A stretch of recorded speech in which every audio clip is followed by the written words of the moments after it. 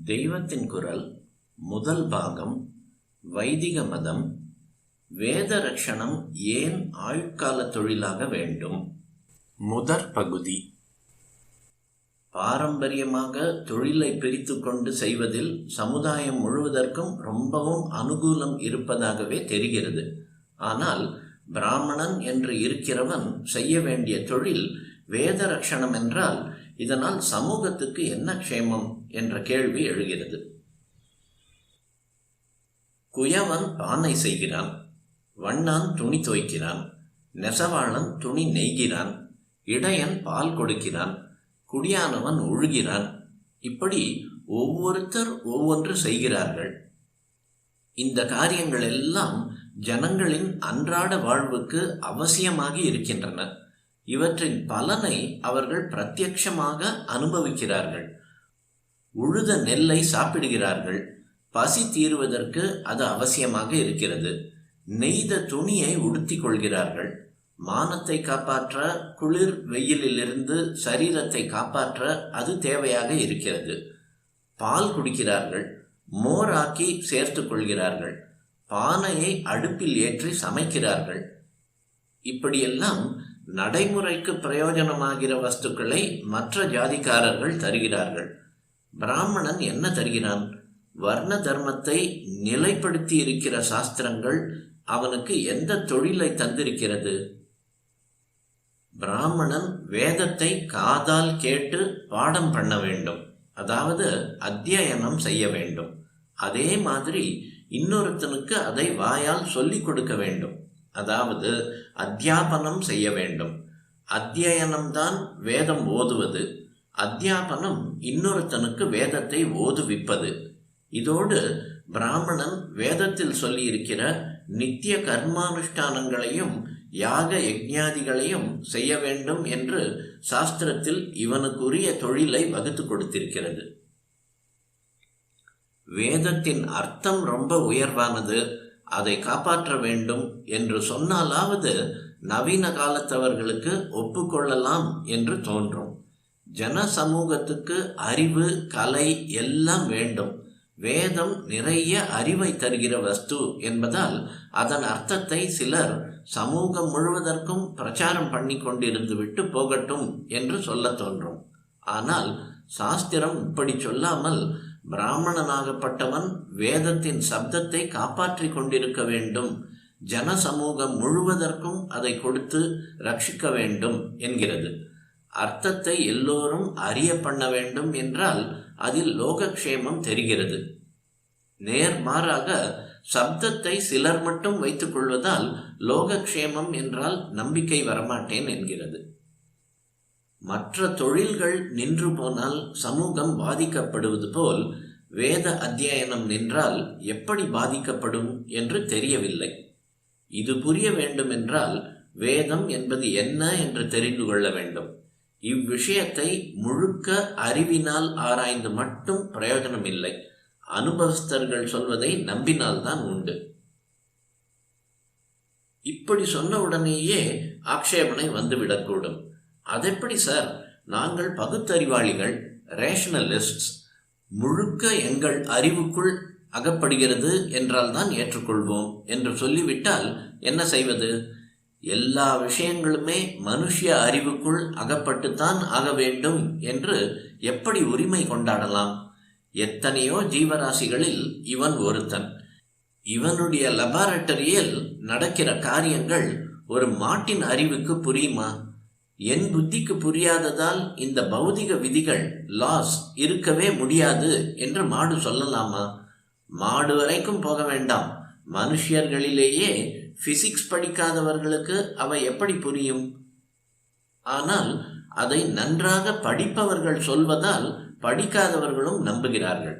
அவர்கள் செய்கிற உபகாரணங்களால் பிரத்யட்சமாக நடக்கிற காரியங்களை பார்த்து விதிகளை எல்லோருமே ஒப்புக்கொள்கிறார்கள்.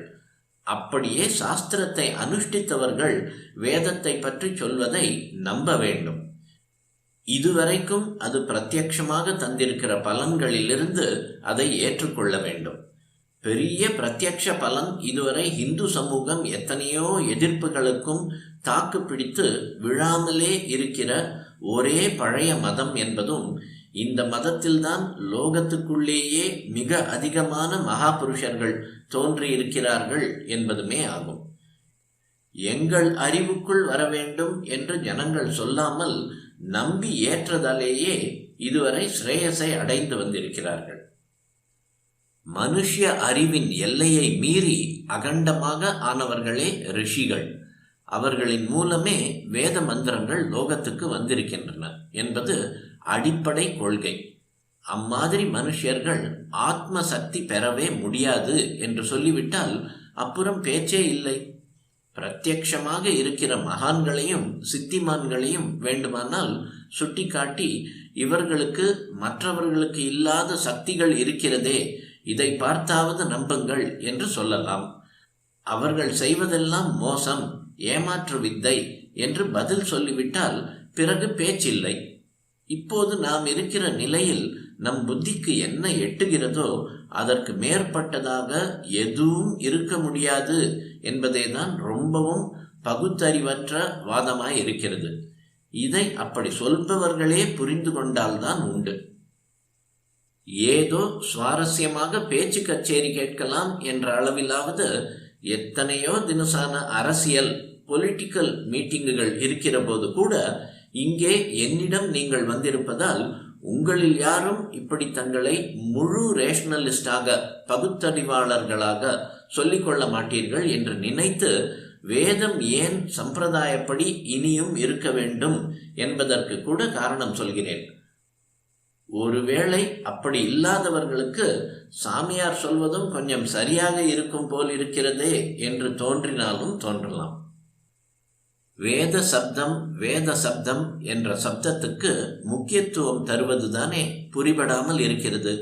சரி, சப்தம் என்பது எப்படி உண்டாகிறது? எங்கே ஒரு அதிர்வு, வைப்ரேஷன், சலனம், மூவ்மெண்ட், மோஷன் இருந்தாலும் அங்கே சப்தம் உண்டாகிவிடுகிறது. இது பகுத்தறிவு சாஸ்திரமான சயின்ஸே சொல்கிற விஷயம்.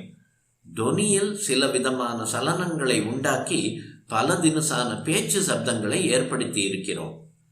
சப்தங்கள் காதுக்கு கேட்கிறவையாகவே தோன்றுகின்றன. ஆனால் சிலவற்றை காதுக்கு கேட்க முடியாத மின்சார அலைகளாக மாற்ற முடியும் என்று ரேடியோ, டெலிஃபோன் முதலியவற்றை பார்த்தால் தெரிகிறது. நாம் பார்ப்பது, கேட்பது எல்லாமே இந்த மின்சார அலைகள் தான். பார்க்கிறவனும் கேட்கிறவனும் அவனுடைய மூளையும் கூடத்தான் என்று சொல்கிற அளவுக்கு சயின்ஸ் கொண்டு வந்து விட்டது. இது இருக்கட்டும். லோகத்தில் இத்தனை கோடி ஜட வஸ்துக்கள், மலையும் பூமியும் ஆறும் சமுத்திரமும் உண்டாகி இருக்கின்றன. ஜீவராசிகள் விதவிதமாக உண்டாகி இருக்கின்றன. இத்தனையும் எதிலிருந்தோதான் சிருஷ்டிக்கப்பட்டிருக்கின்றன. அந்த ஏதோ ஒன்று இப்படி சிருஷ்டிக்கிற போது பல தினசாக அசைந்து கொடுத்து எத்தனையோ சலனங்களின் மீதுதான் இத்தனையும் தோன்றியிருக்க வேண்டும். சலனத்துக்கெல்லாம் சப்தம் உண்டு என்றால் சிருஷ்டி முழுவதற்கும் முந்தி பலவித சப்தங்கள் உண்டாயிருக்க வேண்டும். இந்த சிருஷ்டியில் ஒன்றுக்கொன்று வாழ்வழித்துக் கொள்கிறது. இப்படி பரஸ்பரம் போஷித்துக் கொள்கிற போது பலவிதமான சலனங்கள் அல்லது சப்தங்கள் உண்டாகத்தான் வேண்டும். ஸ்தூலமான காரியங்களில்தான் சலனம் இருக்கிறதென்று இல்லை. நாம் நினைக்கிறதும் கூட ஒரு விதமான மின்சார கரண்டின் ஓட்டம்தான் என்று சயின்ஸில் கண்டுபிடித்திருக்கிறார்கள். இதனால் நம்முடைய எண்ணம் ஒவ்வொன்றும் கூட ஒரு சலனமும் ஆனபடியால் சப்தமும் இருந்தாக வேண்டும். இந்த சப்தங்கள் ரொம்ப ரொம்ப சூக்ஷ்மமாக இருப்பதால் நம் காதுகளுக்கு கேட்கவில்லை. பாக்டீரியா கிருமி நம் கண்ணுக்கு தெரியவில்லை. மைக்ரோஸ்கோப்பினால் பார்த்தால் அது தெரிகிறது. அப்படியே நம் காதுகளுக்கு கேட்காத சூக்ஷ்ம சப்தங்கள் நிறைய இருக்கின்றன. பௌதிகமாகவோ, பிசிக்கலாகவோ, மானசிகமாகவோ, மென்டலாகவோ ஒரு அசைவு என்று வந்துவிட்டால் அங்கே சயின்ஸ் படி சப்தமும் உண்டாகித்தான் ஆக வேண்டும். ஒவ்வொரு அசைவுக்கும் தனியாக ஒவ்வொரு சப்தம் இருக்கிறது. இதையே மாற்றிச் சொல்வதானால் ஒவ்வொரு விதமான சப்தத்தை உண்டாக்க வேண்டுமானால் அதற்கு ஒரு விதமான அசைவை உண்டாக்கித்தான் ஆக வேண்டும். ஒரு வித்வான் பாடுகிறார், அவர் பாடுகிற மாதிரியே நாம் பாட வேண்டும், அதே மாதிரியே புரட்ட வேண்டும் என்றால் அவர் தொண்டையில் என்னென்ன சலனங்களை உண்டாக்குகிறாரோ அவற்றையே நாமும் பண்ணித்தான் ஆக வேண்டும். சப்தமும் அசைவும் சேர்ந்து சேர்ந்தே ஒன்றாகவே உண்டாகின்றன. இப்படி உண்டான அப்புறம் அந்த அசைவுகளிலிருந்து ஒரு ஸ்தூலமான வஸ்து அல்லது மனோபாவம் உண்டாகிறது. ஆக கூடி சப்தத்திலிருந்தே சிருஷ்டி ஏற்படுகிறது. இந்த பிராச்சீனமான தத்துவம் சயின்ஸ் பகுத்தறிவுப்படியும் கூட சரியானதுதான் என்று தெரிகிறது. சிருஷ்டி, அதிலே நடக்கிற பல காரியங்கள், எண்ணங்கள், இவற்றின் மூலமாக சப்தங்கள் ஆகாசத்தில், ஸ்பேஸில் அப்படியே நிறைந்துதான் இருக்கின்றன. நாம் கையை தட்டினவுடன் ஒரு சப்தம் கேட்கிறது என்றால் அது என்ன ஆகிறது? அது அப்படியே ஆகாசத்தில் தான் தங்கிவிடுகிறது. நல்ல காரியங்கள், கெட்ட காரியங்கள் எல்லாவற்றிற்கும் ஒவ்வொரு சலனம், சப்தம் இருக்கிறது. இந்த சப்தத்தை உண்டாக்கிவிட்டால் அந்த நல்லது அல்லது கெட்டதும் வந்துதான் ஆக வேண்டும். நல்லெண்ணங்கள் ஜனங்களுக்கு உண்டாகிறது என்றால் அப்படி உண்டாக்குகிற சலனங்கள் இருக்க வேண்டும், அவற்றிற்கான சப்தங்கள் இருக்க வேண்டும். இப்படிப்பட்ட சப்தங்களை நாம் உண்டாக்க முடியுமானால் லோகத்தில் ஜனங்களுக்கு நல்ல எண்ணங்கள் தோன்றிக்கொண்டே இருக்கும். ஜனங்களுக்கு உயர்ந்த எண்ணங்கள் இருப்பதை விட லோகத்துக்கு பெரிய க்ஷேமம் என்ன இருக்கிறது? அப்படி எண்ணுவதற்கு அவர்களை தூண்டுகிற சக்தியை பெற்ற சப்தங்கள் தான் வேத மந்திரங்கள். அது மட்டுமில்லை, ஜனங்கள் ஜீவிப்பதற்கு ஆகாரம் அவசியம். ஆகாரத்துக்கு மழை அவசியம். லோகத்தில் ஒரு மேகம் உண்டாகிறது, அது மழையாக பெய்கிறது என்றால் இந்த காரியங்கள் அநேக விதமான சலனங்களின் மீதே நடந்திருக்கிறது. எனவே சில சப்தங்களை உண்டாக்கி அதன் மூலம் இப்படிப்பட்ட சலனங்களை ஏற்படுத்திவிட்டால் மழை பெய்யத்தான் வேண்டும். இப்படியே வாழ்க்கைக்கு அவசியமானவற்றையெல்லாம், நல்லவற்றையெல்லாம் சப்தங்கள் மூலம் உண்டாக்கி கொள்ளலாம். அனாவசியமானவை, கெட்டவை, இவைகளையும் சிற்சில சப்தங்களால் பண்ணி கொள்ளலாம் தான். ஆனால் வேதத்தில் இருக்கப்பட்ட சப்தங்கள் லோக க்ஷேமார்த்தம் ஒன்றையே குறிக்கோளாக உடையவை. கடைசியில் பார்க்கும்போது இப்படி சலனம், சப்தம் உண்டாகிறது என்றால் அதுவும் என்னவோ தானாக ஏற்பட்டதா? இல்லை. தானாக பலவித சலனங்கள் ஏற்பட்டால் எல்லாம் ஒன்றுக்கொன்று சப்தமில்லாமல் கோணாமானா என்றுதானே இருக்கும். ஆனால் பிரபஞ்சத்தில் எத்தனை கிரமமும் ஒழுங்கும் பரஸ்பர சம்பந்தமும் இருக்கிறது. இதை பார்த்தால் ஒரு பேரறிவுதான் திட்டம் போட்டு இப்படியெல்லாம் அசைந்து கொடுத்து சிருஷ்டியை உண்டாக்கி இருக்கிறது என்று தெரிகிறது. அந்த அறிவின் அசைவில் ஏற்பட்ட சப்தங்களைத்தான் வேதம் என்பது. வேத மந்திரங்கள் சாட்சாத் பரமாத்மாவிடம் உண்டானவை என்பது இதனால்தான். அப்படிப்பட்ட சப்தங்களை இப்போதும் நாம் ரட்சித்து லோகத்துக்கு நல்லது செய்ய வேண்டும். இப்படிப்பட்ட லோகக்ஷேமார்த்தமான சப்த கோவைகள் தான் வேத மந்திரங்கள். அதெப்படி வேத மந்திரங்கள் நம் காதுக்கே நன்றாக கேட்கின்றன?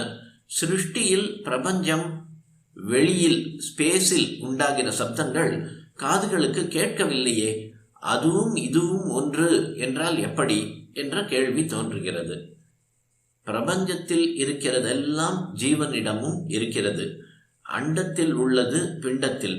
இதனால் மந்திர சப்தங்களை ஸ்வரம் தப்பாமல் எழுப்புவதால் ஒரு ஜீவ சரீரத்தில் ஏற்படும் நாடி சலனங்களை கொண்டே ஆகாச வெளியில் லோகக்ஷேமார்த்தமான சலனங்களை பிடித்து கொடுத்து விடலாம். இது அறிவுக்கு ஒத்துக்கொள்ள முடியாததாக தோன்றலாம். ஆனால் அண்டத்தில் உள்ள பல சமாச்சாரங்களை கிரகித்து கொள்வதற்கு இந்த மனித பிண்டத்தில் கருவிகள், இந்திரியங்கள் இருக்கின்றன என்பது நாஸ்திகர் உள்பட எல்லோரும் ஒத்துக்கொள்ளும் விஷயம். அண்டத்திலேயே ஒரு சூரியன் இருந்தால் அதனுடைய உஷ்ணத்தை நம் தேகம் தெரிந்து கொள்கிறது. வெளியிலே ஒரு பூ இருந்தால் அதனுடைய வாசனை இங்கே நம் மூக்குக்கு தெரிகிறது. வெளியில் கரும்பு என்று ஒன்று இருந்தால் அதன் ருசியை தெரிந்து கொள்ள இங்கே வாய் இருக்கிறது. ஒன்று சிவப்பா இருக்கிறது, இன்னொன்று மஞ்சளாக இருக்கிறது என்று நம் கண் தெரிந்து கொள்கிறது. ஒரே சரக்கு அண்டத்தையும் பிண்டத்தையும் பண்ணியிருந்தாலொழிய இதில் ஒன்று இன்னொன்றை பற்றி தெரிந்து கொள்ளவோ அதிலிருந்தே வாழ்க்கையை நடத்தி கொள்ளவோ முடியாது. இன்னும் ஒரு படி மேலே போனால் ஒரே சரக்கு தான் அண்டத்தை பண்ணிற்று பிண்டத்தை பண்ணிற்று என்று மட்டுமின்றி அதுவேதான் அண்டமும் ஆகிறது பிண்டமும் ஆகிறது என்று தெரியும். யோகிகள் இதை பிரத்யக்ஷமாக அறிந்திருக்கிறார்கள். அண்டத்தில் உள்ளது பிண்டத்தில் என்று அப்போது நிதர்சனமாக தெரியும். அகண்ட ஆகாசத்தில் என்னென்ன இருக்கின்றனவோ அதெல்லாம் ஜீவனிடமும் இருக்கின்றன. மனுஷ சரீரத்தில் அவையெல்லாம் இந்த ஜீவனுடைய இந்திரியங்களுக்கு எட்டுகிற மாதிரி வேறு விதமாக இருந்து கொண்டிருக்கின்றன. இவன் தொண்டையிலே ஒரு விதமான சப்தங்களை உண்டாக்குகிறான் என்றால் ஆகாசத்திலும் அதற்கு மூலமாக நம் காதுகளுக்கு கேட்க முடியாததாக சிலவித சப்தங்கள் இருக்கின்றன. ரேடியோ மின்சார அலையை கிரகித்து சப்த அலையாக மாற்றுகிறது போல் இவனும் அந்த ஆகாச சப்தங்களை கிரகித்து அவற்றை ஜீவனுடைய இந்திரியங்களுக்கு காதுக்கு கேட்கக்கூடிய சப்தங்களாக மாற்றித்தர முடியுமானால் லோகக்ஷேமத்திற்கு என்ன வேண்டுமோ அதை சப்தத்தாலேயே சாதித்து கொண்டு விடலாம். இதை பண்ணி கொடுக்கிற சயின்ஸ் தான் யோகம். நாடி சலனங்களால் தன்னொருத்தனுக்கு சித்த சுத்தியை உண்டாக்கி தருகிற அதே யோகம் ரேடியோவில் இன்ன இடத்தில் முள்ளை திருப்பினால் இன்ன ஸ்டேஷனில் பாட்டை பிடிப்பது போல் இன்னின்ன விதமான சப்தங்களின் நாடி சலனத்தால் இன்னின்ன லோகக்ஷேமார்த்தமான விஸ்வ சக்திகளை ஆகர்ஷிப்பதற்கும் வழி செய்கிறது. யோக சாதனை மூலமாக அண்டத்தில் இருப்பதை எல்லாம் பிண்டத்தில் தெரிந்து கொண்டு பிண்டத்துக்கு கொண்டு வரவும் முடிகிறது.